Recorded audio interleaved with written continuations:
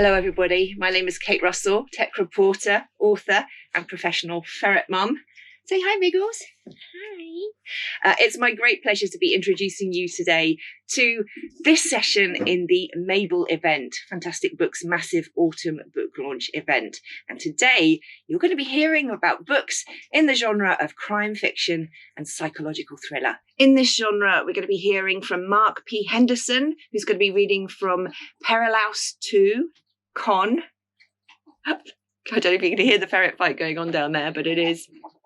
Walt Pilcher is going to be reading from the Mark Fairley mysteries, The Accidental Spurrt, Killing O Carolan, as all-out war erupts on the floor beside me. And Penny Grubb is going to be reading from Annie Raymond Private Investigator series, Falling into Crime, Where There's Smoke, Buried Deep, Syrup Trap City, and Boxed In. Now, the clear link between these books and ferrets, you decide whether it's clear or not. Krista Andrew in Buried Deep might not actually be a ferret, but her deceptively inept exterior disguises a lightning-quick agility. And though loyal when it suits her, when she spots something she really wants, then the rule is that if it's not nailed down, it's hers. And if she can prize it free, it's clearly not nailed down. There's a character in Con nicknamed the Parrot, but he might equally have been called the Ferret. He is agile and light-fingered, and when it comes to potential supplies of money, tobacco, and recreational substances, he becomes avidly curious and a keen explorer. In The Accidental Spurrt, Detective Jake Keel can be best described as dogged, a name his colleagues do not use to flatter him.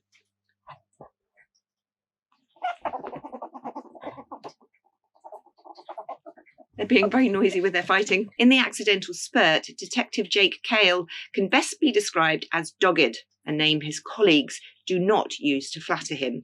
However, he doesn't just share traits with canines. When the topic interests him, he can match a ferret for curiosity and determination to unearth the hidden prize. Oh, and he has a very sharp bite. Ferrets are surprisingly similar to dogs in their nature, so that also makes sense. And in Killing O Carolan, Detective Lieutenant Marshal Blue, although without quite as sharp a bite as Jake Cale, makes up in ferret-like mischievousness, sometimes at the expense of Mark Fairley, who would usually prefer to be a long way from either Blue or Cale. So that's what's coming up. So if you are sitting comfortably, we'll begin. I'm answering the question about a person or persons who influenced one or more of my books. Well, there have been a few, but I'm going to highlight first Professor Alan Usher. Now, he was a bit of a celebrity Home Office pathologist back in the day, not a profession that tends to produce celebrities, I found later. And this actually was predating celebrity culture, really. But he gave excellent and very well attended lectures. Now, his public lectures were very much toned down, and he would gloss over certain details. But when he was talking to groups of people who worked in pathology, who attended post-mortems as part of their job, that sort of thing, then it was no holds barred. And we got all the details. And I worked in pathology labs in my early career. And I got the oddities of a lot of the crime threads, particularly murders, in several of my books from cases that Alan Usher talked about. Going to the sort of other end of that strange spectrum, there were two guys once in a village shop that I encountered. One was behind the counter and the other was an elderly, nervy guy in front of me in the queue. I didn't know them. It wasn't my village. I'd stopped to buy a sandwich, and there were only the three of us in the shop. But it was clear from the off I was in for a wait. The guy behind the counter was taking his time, and they were engrossed in a low-voiced, very intense conversation. And all I picked up from it was the scandalous tone and something about church gates. So as I was waiting there with my sandwich, I drifted off into a daydream. I imagined an elderly, nervy guy going home late at night, perhaps following a meeting about some church gates. It was a dark lane, there's nobody about. He tiptoes round the back of his house, lets himself in through the back door, locks it behind him, and he heaves a sigh of relief. He's safe. But no sooner has he done that than there's a horrendous crash from just outside the door. Then a voice said, "Do you want that sandwich, love?" And I was back in the shop, out of the daydream. But that mini scenario actually found its way into the first book I had published, Like False Money. And finally, I have to highlight Mary. Mary and I were friends for years and shared many a bottle of wine together. She was a lot older than I was and had lived and worked in Hull during World War II, driving ambulances through bombed out streets. When I've needed backstory from early 20th century Hull for a character, it's often been Mary's anecdotes at the root of it. But one particular book, I told her I was going to write long before I did. That was the Jawbone Gang. It came out of stories she told of her early life, pre-war, when her father worked on the whalers that sailed out of Hull.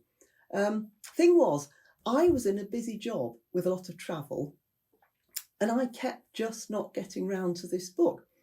But she often asked how it was coming along, and it never occurred to me that I was on a deadline to write it. But one afternoon, I called round to see her. I was off to South America the following morning at the crack of dawn and dropped in to see how she was. She hadn't been too well, and she was in her 80s by then.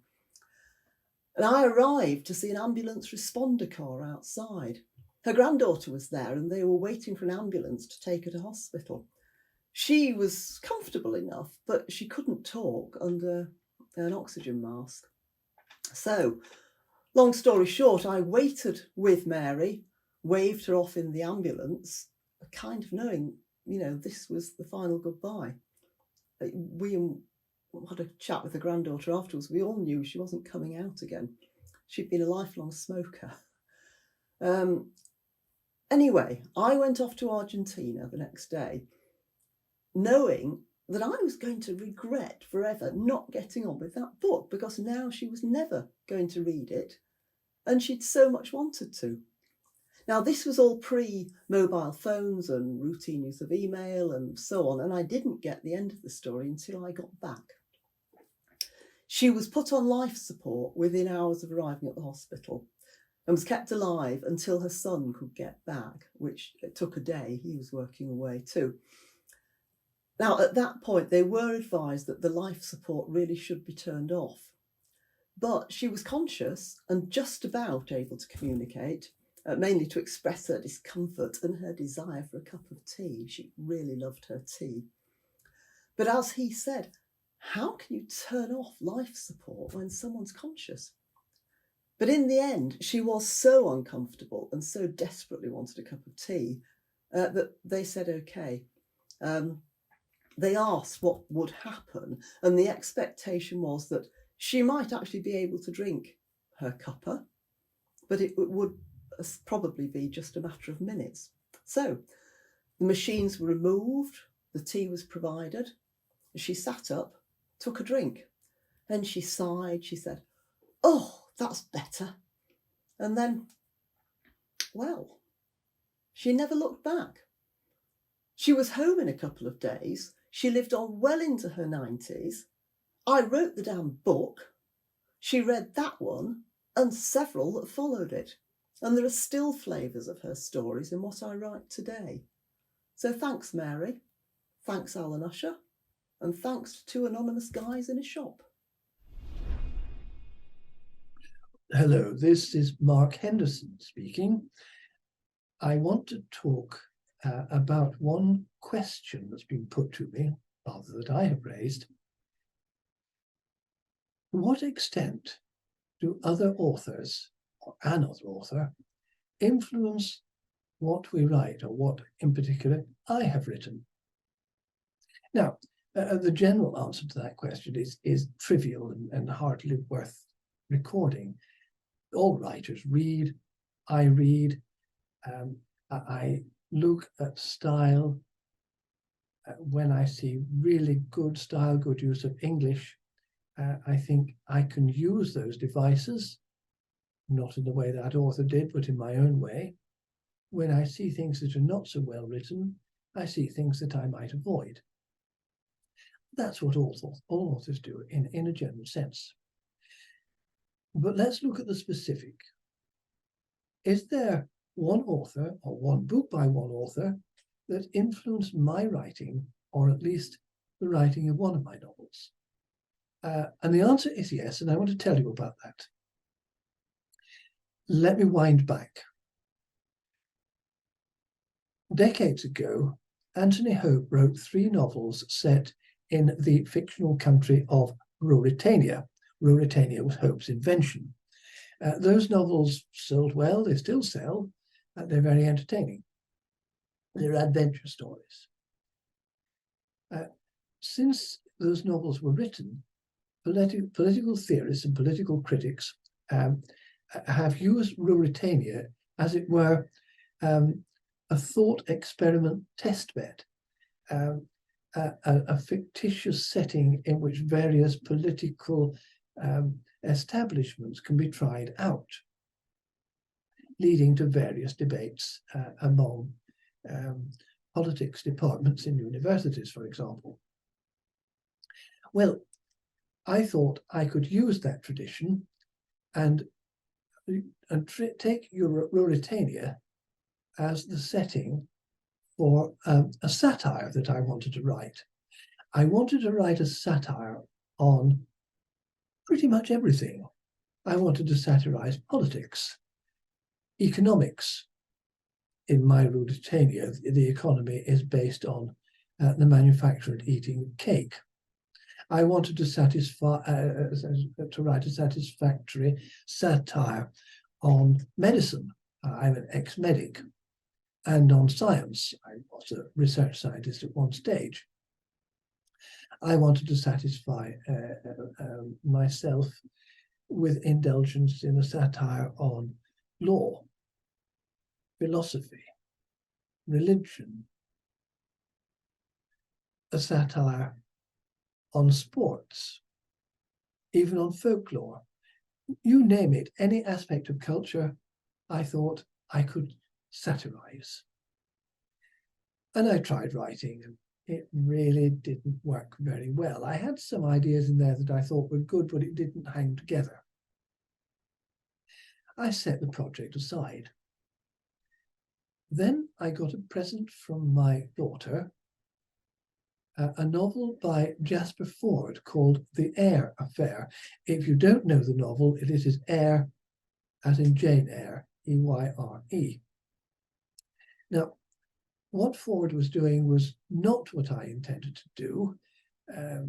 He was indeed writing a satire, a fantasy satire, set in a parallel history England, in which there's no monarchy, George Formby is president for life, etc. His story concerns the porousness, the porous interface between fiction and the real world. Characters move to and fro between reality and fiction. The protagonist is delightfully called Thursday Next. If you haven't read Jasper Fforde's books, including The Eyre Affair, I strongly recommend them. They are very entertaining, quite erudite, but erudite, the erudition is for fun. Reading The Eyre Affair made my plans for National Cake Day in Ruritania crystallize. And this happened in at least 2 ways. First, Fforde mixes every known genre. This thing is romance and thriller and spy story and murder story and science fiction and horror and fantasy and he makes it all work. Oh, well, if you can do it, Mr. Fforde, so can I. And so in National Cake Day in Ruritania, I mix together pretty much every known genre. That really helps me. But the second thing that Ford did, which I thought was brilliant, and I emulated, was to write fictional epigraphs at the top of each chapter. These epigraphs are, for the most part, quotations from non-existent works that throw light on the content of the story that is to come. Splendid, I thought. I'll do that as well. So if you read The Air Affair by Jasper Fforde and National Cake Day in Mauritania by me, you will in each case find a book that mixes every possible genre and has chapters headed by fictitious epigraphs to provide the necessary background. Now, that being said, I think you'll find the two books quite different from each other. I haven't written a pastiche of Ford. I haven't written, heaven knows, a copycat. I don't plagiarize. So really, I can't accuse myself of those things, but the influence is nevertheless quite clear. And it's an influence in those two respects, genre mixing and the use of epigraphs. And without that influence, I wouldn't have been able to bring National Cake Day in Mauritania together as a publishable novel. This is unique. None of my other books has been influenced so directly by one particular book, by one particular author. The others, yes, they've had their influence, but they're quite diffuse influences, an amalgam of the mishmash of things that I have read over the years. And again, I don't plagiarize, I don't copy. But that first novel, yes, that definitely had a clear and apparent influence. Well, if you have a chance to read both books and make the comparison for yourself, I hope you'll see what I mean.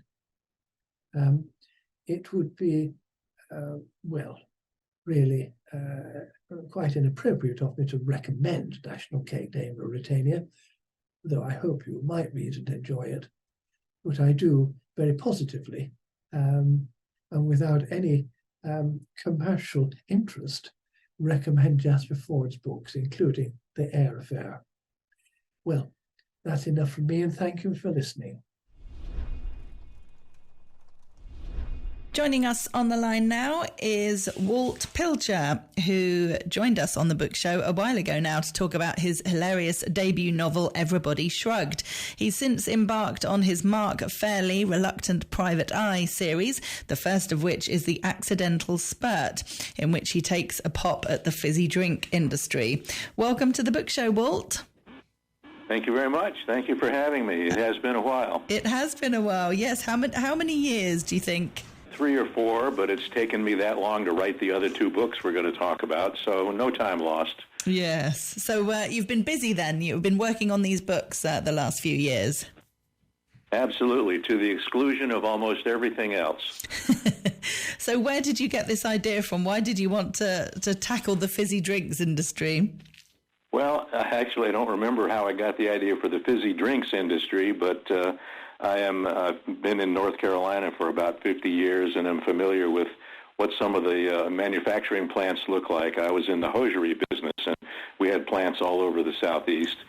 So, and everybody's interested in soft drinks, and we did spend some time in Japan. I lived there for a short period of time, and during that period of time, energy drinks were very popular because people in Japan get up early, they commute, and they go home late. So they're always drinking coffee and energy drinks and so forth and so on. So I had the idea that maybe if an American company were to start up in that industry, the Japanese would want to buy the company. So that's one of the sort of subtexts or subplots that's going on with this company that my reluctant amateur detective Mark Fairley is investigating, ostensibly to write the company history before it's bought out by the Japanese company, but really Mark Fairley is asked to go undercover and try to figure out what's going on.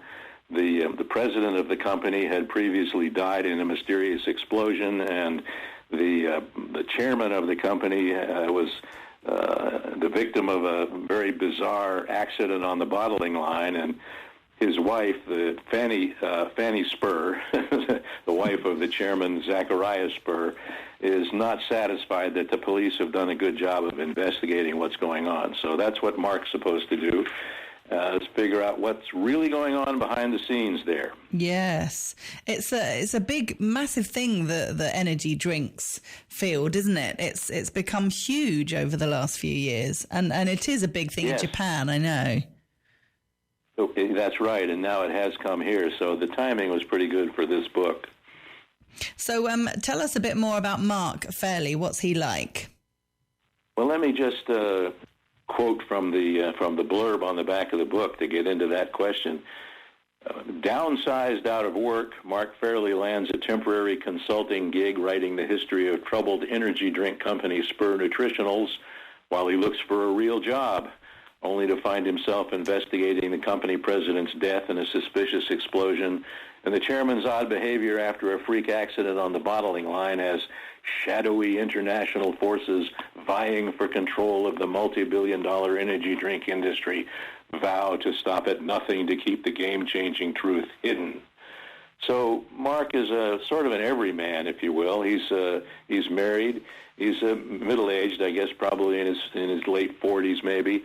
He has 3 kids in college and a mortgage, and here he is downsized out of his job with all these college educations to pay for and blizzard of bills coming in every month. So what does he do? And he ends up landing this gig first as a consultant, but then reluctantly is drawn into going undercover to figure out what's really going on. So then the question becomes, can Mark solve the treacherous maze of homicide, inept corporate espionage, dysfunctional family intrigue, and hilarious intercultural missteps without becoming the next unexplained casualty? And will he ever get a real job?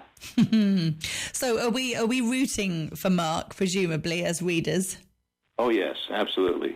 He's our hero. So everyone's on his side? Well, pretty much everyone's on his side, but he has to kind of work his way in because some of them are suspicious of him. I mean, who's this guy from outside who's coming in to write the company history, and he doesn't know anything about us? And then, of course, the Japanese company has representatives that they're sending over, and they're up to no good. So he has to be somewhat careful. There are 1 or 2 scenes where he's in great danger, and of course I can't give those away, but they're fun. So you've already written the second one in the series, have you?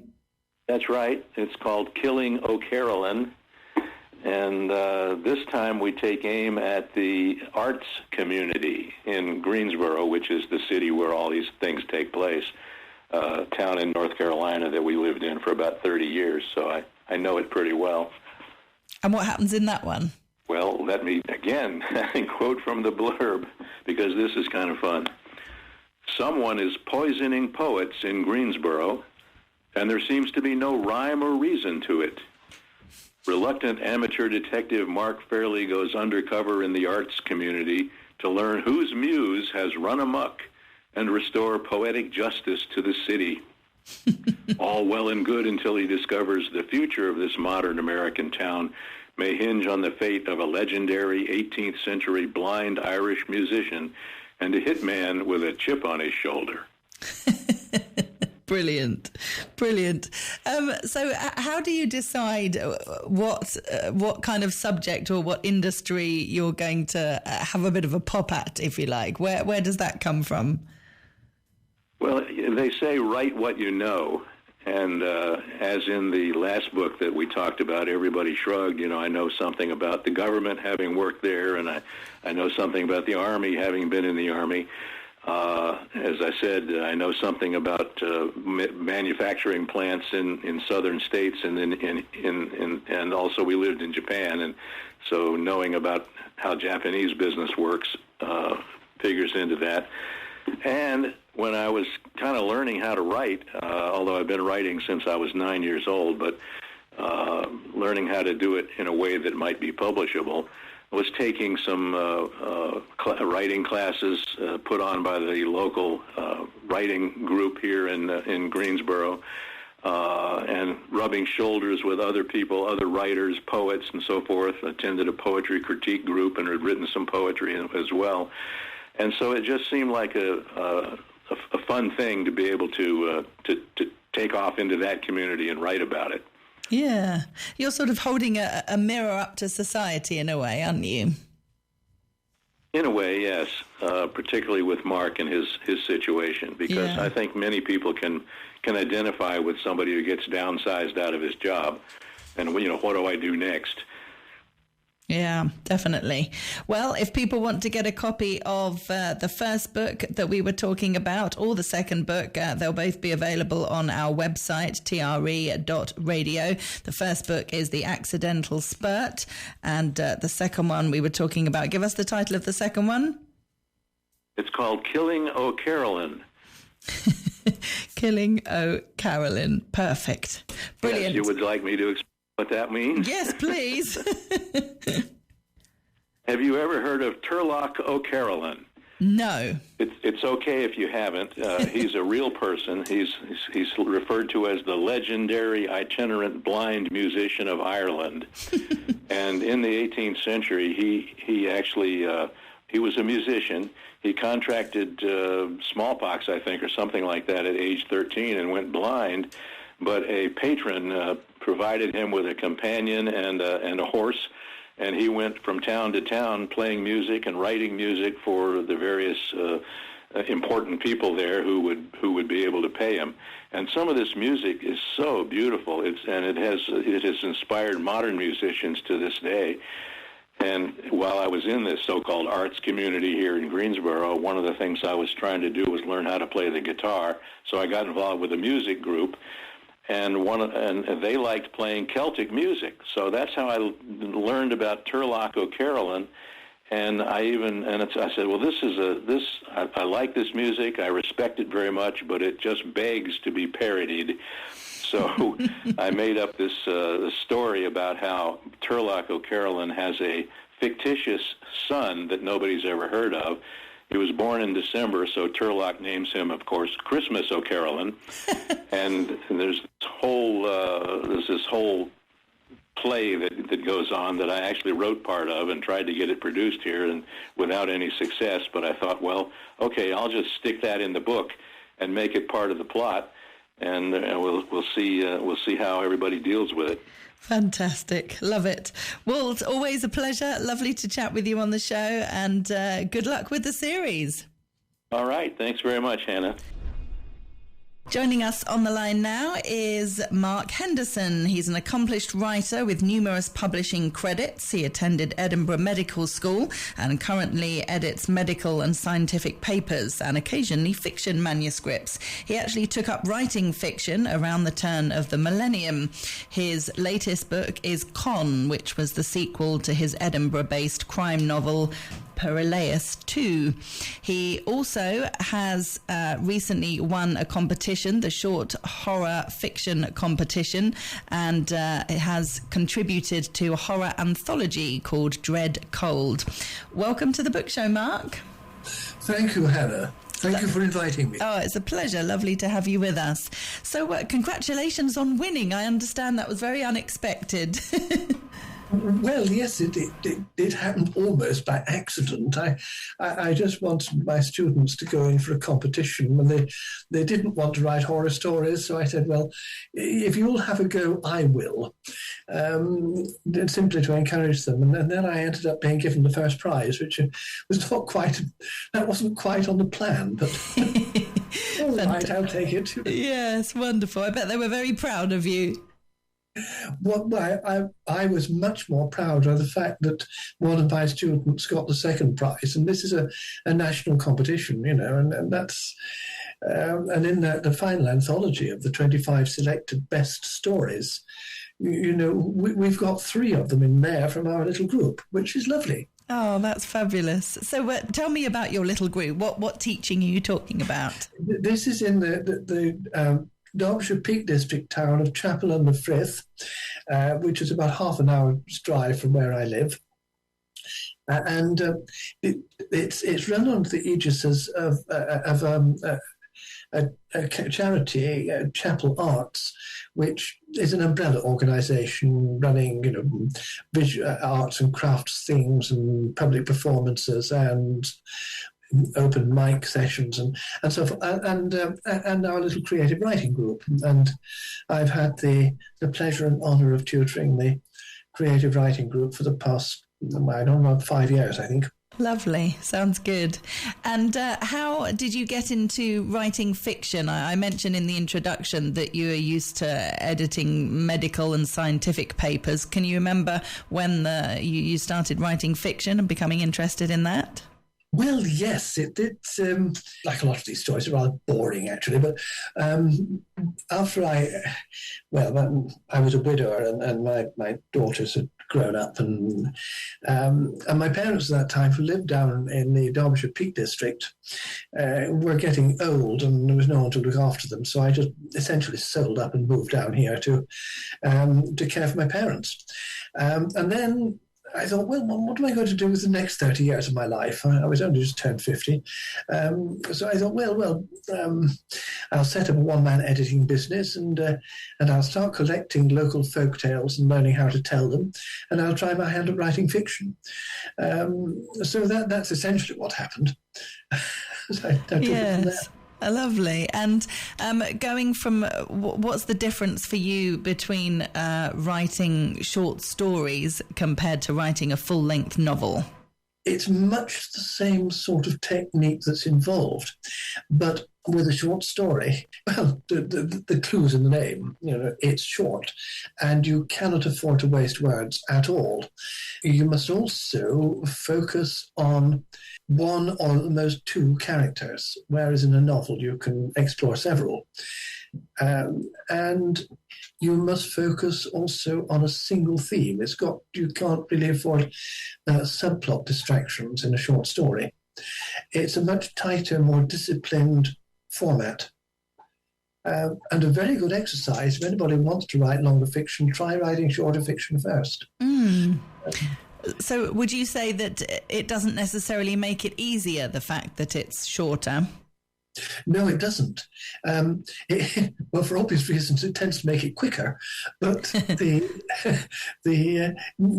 technique is difficult. It's quite hard to do.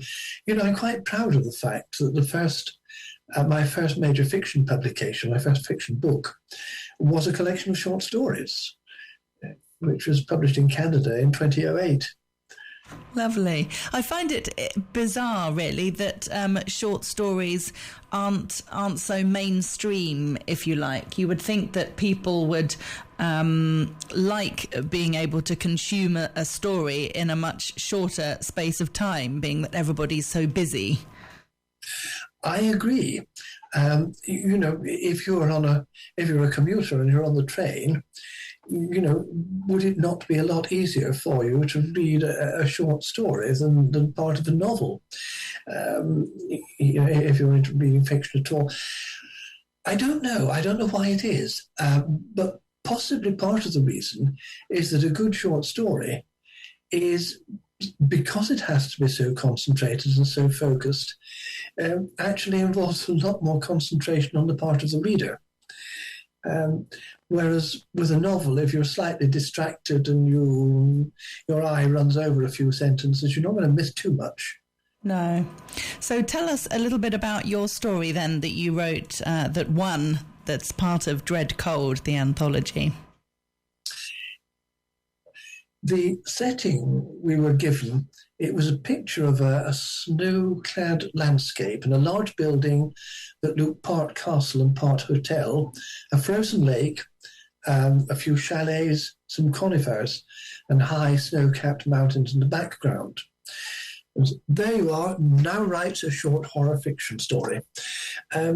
So I created two characters who are young men, very keen climbers, going to this mountain range called La Boucle, which has taken... So a lot of people have disappeared while they've been out there climbing La Boucle. Their car breaks down. They can't drive back into town from Meal, and having moved all their stuff into one of the chalets. So they go to the large building to get a phone because they can't get a connection on their own phones, and they can't find a landline.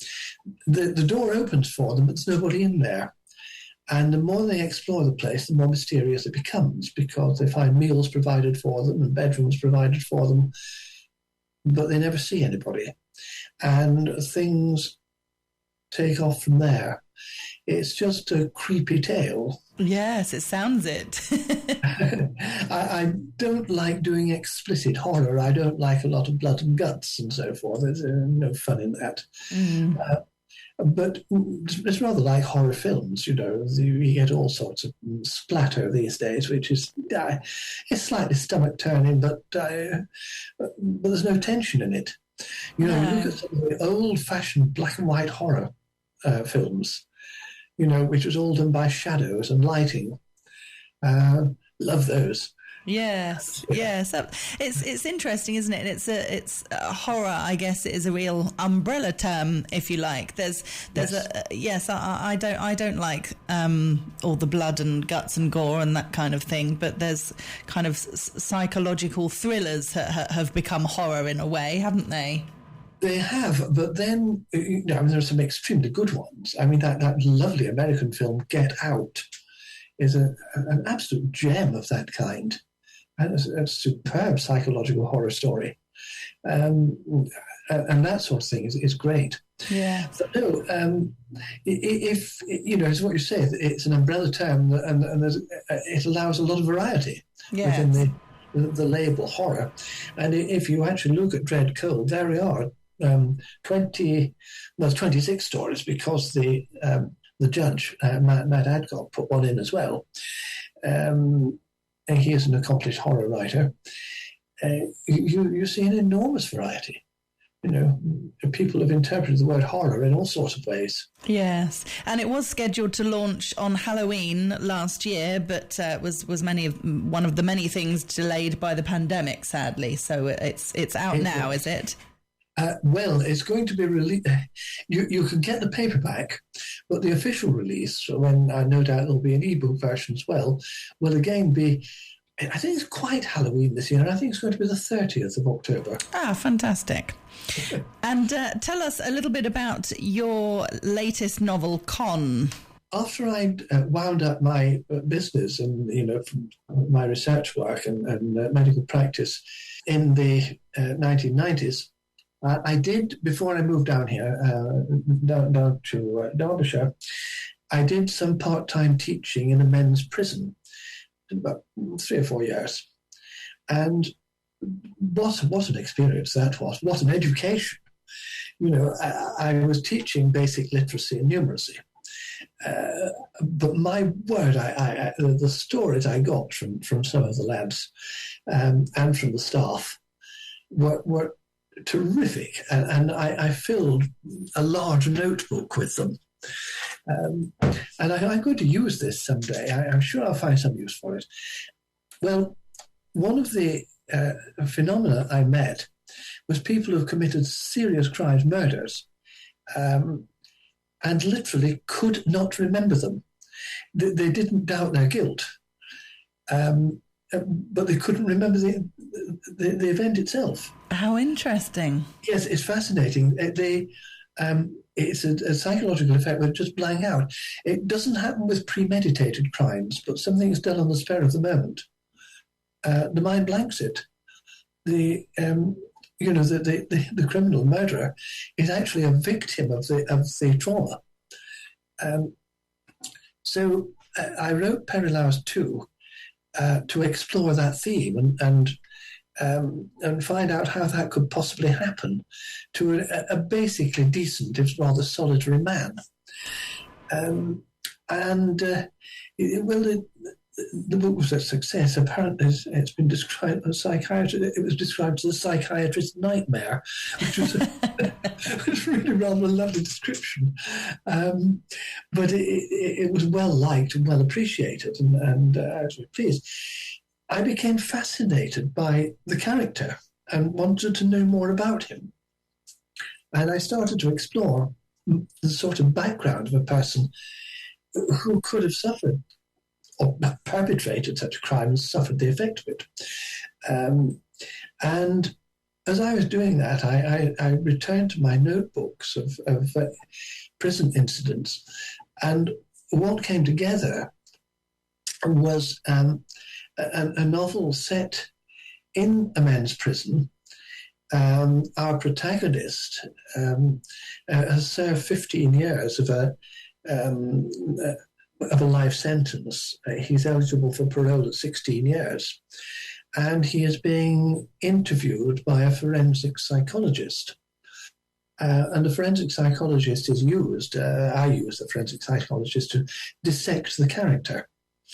And I've interspersed their dialogues with prison incidents and characters, the characters that he meets, and the whole variety of the utterly hilarious, the utterly horrible, the tragic, and so forth that one encounters in a prison environment. So that's what Con is. It's a psychological dissection of one character, accompanied by a whole lot of prison anecdotes. Fabulous. And it must have been great to use a lot of these anecdotes and memories of your time working in the prison in the 90s. It was very rewarding, and I thought, it's good to be able to use the information that I'd got then, but I found it strangely unsettling to write. Because, I rather liked my main character. I'm very sorry for him. And to have him being dissected in that environment, in a psychological way, it gave me a lot of bad dreams and kept me awake while I was writing the book. Oh, yeah. I really got quite stirred up by it. But then, of course, you can't allow that to... that's not good for writing. You've got to be more detached. So I had to go back and do a fair amount of revision before I dared put this out to a beta reader, let alone a publisher. And are you happy with it now? I'm happier than I expected to be. The problem is that because it's set in that environment in the men's prison, one reviewer described it as adult themes and very strong language. As you can imagine. And I've told people this is not suitable for persons under 18 or those of a sensitive disposition. But then one has to try to be authentic. I don't like that kind of language. It's horrible. I mean, I wouldn't use it myself. But of course, the men in prison do. And what are you to do about that? Yes. So I submitted it to the publisher with apologies, because it might offend. And I expected them to reject it on the grounds of the language and the attitudes. In fact, they loved it. And it's had these very, very positive reviews. So it's done rather better than I expected. Oh, that's fantastic. Well done, you. Well, if listeners want to get a copy, the book is called Con, and it's available on our website, tre.radio. And the book Dread Cold, which is a horror anthology, will be released officially on Sunday, the 30th of October. Thank you so much for joining us. It's been lovely to chat with you. It's been great to talk to you as well, Hannah. Thank you very much again. Thank you, Mark.